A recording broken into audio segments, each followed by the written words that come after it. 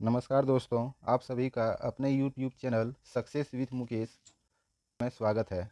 आज हम लोग लाभ और हानि के कुछ महत्वपूर्ण प्रश्न पढ़ने वाले हैं जो हर एग्ज़ाम में इस टाइप का प्रश्न पूछा ही जाता है। जैसे 1 नंबर में दिया हुआ है, एक आदमी किसी वस्तु को 25% के लाभ में बेचता है। अगर उसने इसे 20% कम कीमत पर खरीदा होता और इसे 10.5 रुपये कम में बेचा होता तो उसे 30% का लाभ होता है। उस वस्तु की लागत मूल्य क्या है? जब भी ऐसे प्रश्न रहेगा तो सबसे पहले क्रय मूल्य यानी कि CP 100 मान लेना है, ठीक है। इसके बाद बोला गया है क्या है कि वस्तु को 25% लाभ पर बेचा जाता है। 25% लाभ यानी कि 100 का 25% कितना हो जाएगा? 25 यानी बेचा कितना में जाएगा? 125 रुपये में। फिर आगे बोला गया है, अगर उसने इसे 20% कम में खरीदा होता, ठीक है। 20% कम में खरीदेगा तो कितना हो जाएगा? 100 का 20% कम कर देंगे तो 80 में खरीदेगा। फिर बोला गया है, कीमत पर खरीदा होता और इसे 10.5 रुपये कम में बेचा होता तो उसे 30% का लाभ होता है। तो 30% कब होगा उसे? जब वह 10.5 रुपये कम में बेचेगा। तो 80 का 30% कितना होगा? 8 या 24 यानी कि 80 और 24 104 रुपये में बेचेगा, ठीक है। तो देखिए, पहले कितना में बेच रहा था? 125 में। अब कितना में बेच रहा है? 104 में। कितना कम में बेच रहा है? 21 रुपये कम में बेच रहा है। लेकिन क्वेश्चन में बोला गया है कि वो 10.5 रुपये कम में बेच रहा है, ठीक है। तो 21 से ये कितना कम है? तो 21 का 1/2 है, आधा है। तो इसी प्रकार जो मेरा क्रय मूल्य कितना कितना माने थे? 100 माने थे, वह 100 न होकर कितना हो जाएगा? 100 का आधा 50 हो जाएगा, ठीक है। तो ऑप्शन सी मेरा जो है वो सही आंसर हो जाएगा। अगला प्रश्न है, एक दुकानदार एक वस्तु को 20% लाभ पर बेचता है। यदि उसने वस्तु को 10% कम कीमत पर खरीदा होता और इसे पिछले विक्रय मूल्य से 18 रुपये अधिक पर बेचा होता तो उसे 40% का लाभ होता। वस्तु का लागत मूल्य क्या होगा? तो मान लेते हैं कि वस्तु का लागत मूल्य, क्रय मूल्य जो है वो 100 है और बोला गया है क्या कि 20% लाभ पर बेचा गया है। तो 20% लाभ पर बेचा जाएगा, यानी 100 का 20% कितना हो जाएगा? 120 रुपये पर बेचा गया होगा, ये हो जाएगा SP विक्रय मूल्य, ठीक है। आगे फिर बोला गया है, यदि वस्तु को 10% कम कीमत पर खरीदा होता है तो 10% यानी 100 का 10% कितना हो जाएगा? 10 हो जाएगा, यानी 100 में 10 चला जाएगा, यानी कि 90 में खरीदा है। और फिर आगे बोला गया है क्या? और इसे पिछले विक्रय मूल्य से 18 रुपये अधिक पर बेचा होता तो उसे 40% का लाभ होता है। तो ये 40 यानी कि 90 का 40% कितना हो जाएगा? 36 हो जाएगा, यानी 36 रुपये अधिक पर बेचा गया है। 90 और 36 कितना हो जाएगा? 126, ठीक है। अब देखते हैं कि पहले से कितना ज़्यादा में यहाँ बेच रहा है? 6 रुपये। पहले 120 था, अब कितना? 126 में बेच रहा है, 6। लेकिन क्वेश्चन में बोला कि 18 रुपये अधिक में बेचा गया, तो 6 से कितना गुना है?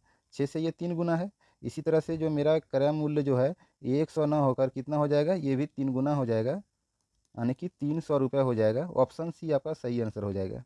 अगला प्रश्न है, रेखा ने एक वस्तु 13% हानि पर बेच दी। यदि उसने इसे 49 रुपये अधिक में बेचा होता तो उसे 22% का लाभ प्राप्त होता। तो 30% का लाभ प्राप्त करने के लिए वस्तु का विक्रय मूल्य क्या होगा? ठीक है।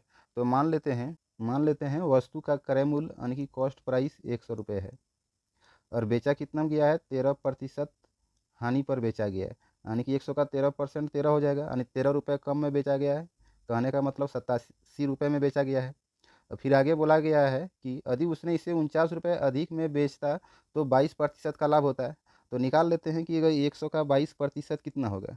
100 का 22% यानी कि 22 रुपया ज़्यादा में बेचता है, यानी कि 122 रुपया हो जाता है। इसका SP हो जाता है, पहले SP था, ये बाद वाला SP। जब 13% लॉस में बेचेगा उस समय विक्रय मूल्य 87। अब जब 22% लाभ पर बेचता है तब उस समय विक्रय मूल्य 122। दोनों का अंतर कितना हो गया? दोनों का अंतर हो जाएगा आपका 35, ठीक है। 35 हो गया। लेकिन क्वेश्चन में क्या दिया कि पहले से कितना ज़्यादा बेच रहा है? 49 रुपये, ठीक है। यानी कि पहले से यहाँ कितना ज़्यादा बेच रहा है? 35 रुपये। लेकिन क्वेश्चन में दिया 49 रुपये, तो 35 से कितना गुना, यानी कि 1 यूनिट बराबर कितना हो जाएगा? 49/35, ठीक है। तो इसी तरह से मेरा क्रय मूल्य जो है वो 100 न होकर ये कितना गुना हो जाएगा? 49/35 हो जाएगा क्रय मूल्य। अब देखो 7 का टेबल में ये 5 बार में, ये 7 का टेबल में ये 7 बार में, ये 5 का टेबल में 100 20 बार में, तो इस क्रय मूल्य कितना हो जाएगा, 20 गुना 7 140 क्रय मूल्य हो गया। फिर बोला 20% लाभ पाने के लिए वस्तु का विक्रय मूल्य क्या होना चाहिए, तो 140 का निकाल देंगे कितना, 130%। 130% प्रतिशत हटाएंगे, नीचे 100 आ जाएगा। ये कितना बार में कट गया, 0 0 कट गया, तो हो जाएगा 14 गुना 13 करेंगे 182 रुपये। ठीक है, तो ऑप्शन सी हो जाएगा, डी हो जाएगा सही आंसर। अगला प्रश्न है, एक व्यक्ति अपना माल 30% लाभ पर बेचता है। यदि लागत मूल्य 25% बढ़ जाता है और विक्रय मूल्य 10% बढ़ जाता है तो उसका नया लाभ प्रतिशत क्या होगा। ठीक है, तो मान लेते हैं वस्तु का जो एक क्रय मूल्य है वो 100 रुपये है। ठीक है, ये कॉस्ट प्राइस बोला गया है। यदि वह अपना माल 30% लाभ पर बेचता है तो क्रय मूल्य 100 रुपया है, और उस पर अगर वह 30% का लाभ कमाता है तो कितना में बेचेगा, 130 रुपये में बेचेगा। यदि लागत मूल्य 25% बढ़ जाता, पहले लागत मूल्य कितना था, 100 रुपया, अब अगर लागत मूल्य 25% बढ़ जाएगा तो नया लागत मूल्य कितना हो जाएगा, 125 रुपया हो जाएगा। ठीक है, और विक्रय मूल्य 10% बढ़ जाता है, पहले विक्रय मूल्य कितना था, पहले विक्रय मूल्य था 130, अब कितना बढ़ जा रहा है, 10%, तो 130 का 10% कितना हो जाएगा, 13 रुपया बढ़ेगा। ठीक है, तो नया विक्रय मूल्य कितना हो जाएगा, 130 और 13 को जोड़ेंगे तो 143 हो जाएगा।